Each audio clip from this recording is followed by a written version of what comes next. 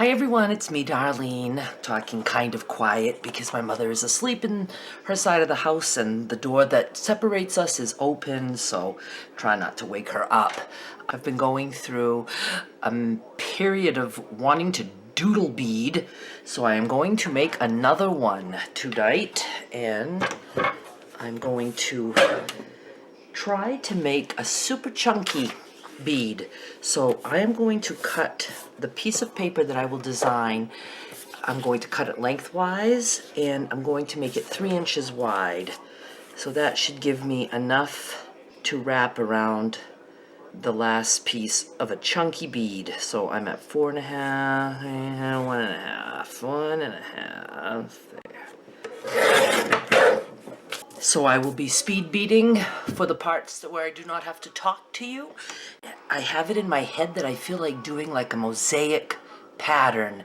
And I was thinking that after I have the whole piece designed, that I might take some glitter paint that I have that dries clear but has an iridescent glitter to it. I might do that on each or some of the tiles that I design. So I don't know. We'll wait. We'll see when I get to that point. I'm going to zoom in a little bit and just get going. So just sit back and enjoy the music. I'm sure I'll put music to this.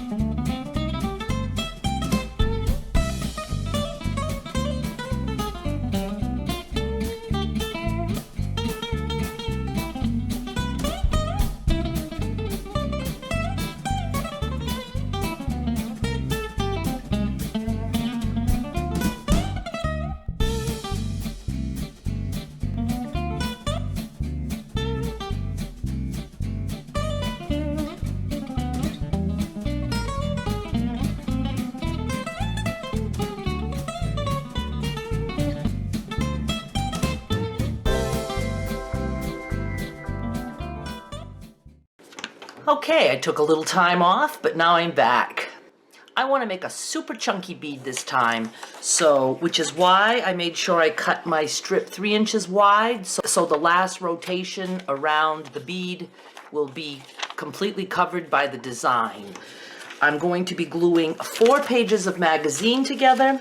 So this is when I use magazine pages that are not, anything that I would normally use to make beads. There's nothing really colorful, as opposed to something like this that has a lot of beautiful blue. And I even keep things like this that just has a small section of pink. Look, this has pink with little sprinkles on the cupcake or muffin, whatever that is, a cupcake I would assume. I could probably make 2 or 3 nice big chunky statement beads using just that part of the paper. So I keep it.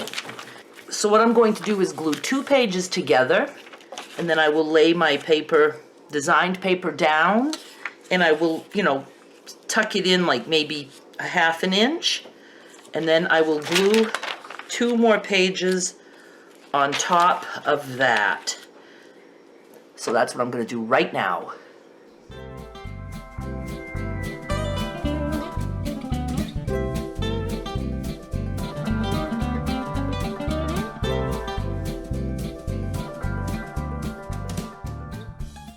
Okay, we are ready to cut. I only let this dry just a little bit, just so that it's not like oozing wet on the outsides.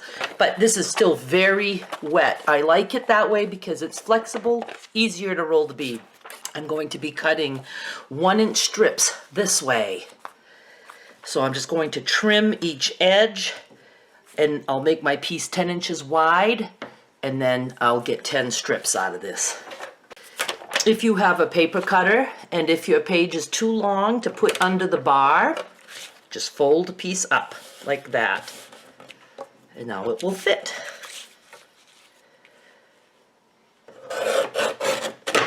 Sometimes that folded part wants to get messy. I think it works better if I put the thick part to the top of the blade.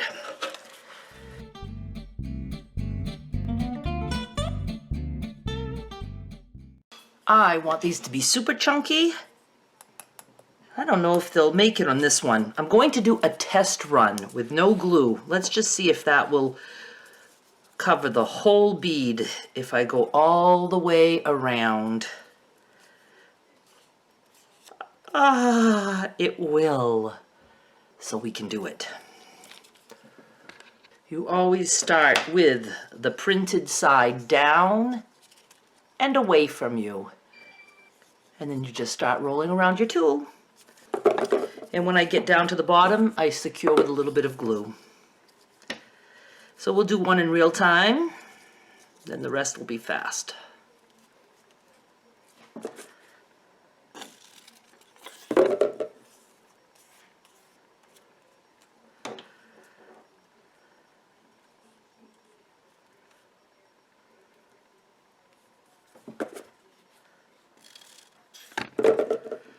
I will be covering these with Mod Podge, but I like to put a little bit of glue on the top here.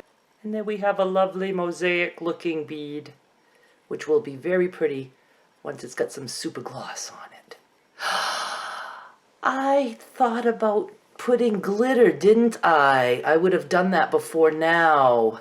I could still cover some with the glitter paint, but I think we'll just go with this. We'll skip that step. This goes on to my handy dandy pie plate with toothpicks to dry.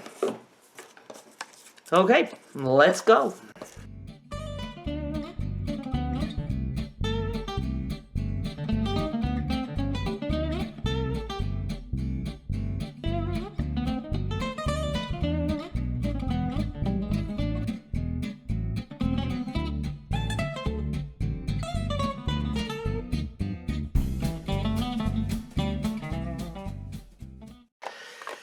Okay, I let these dry just a little bit, and now I'm going to take each bead and put glue on the ends, on both ends.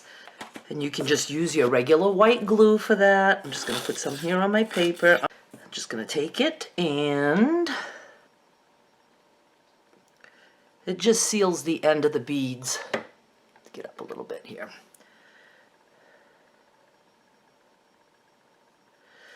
You're allowed to be sloppy. And that's it. I'm going to do all of them.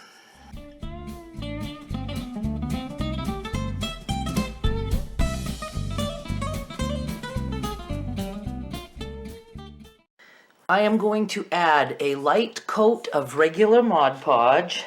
It's just Mod Podge gloss. Do a light coat, that'll dry quick, and that seals the bead so that the super gloss doesn't soak in. And this one is Mod Podge Super Gloss. And I'm quite addicted to both these products, I think. The super gloss makes like an acrylic finish, but I find that it goes a lot further if you do a coating of regular Mod Podge first. I was trying to find something big enough to hold the bead, and the top of my marker with the cap on works perfectly. Just a light coat, dries quick. Put it on my toothpick, and I continue.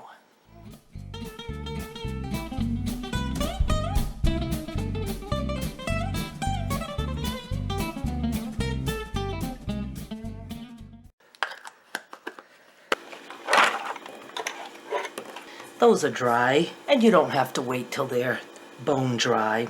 Now we're going to put the Mod Podge Super Gloss. I like to put a nice thick layer, and it dries clear, just like acrylic.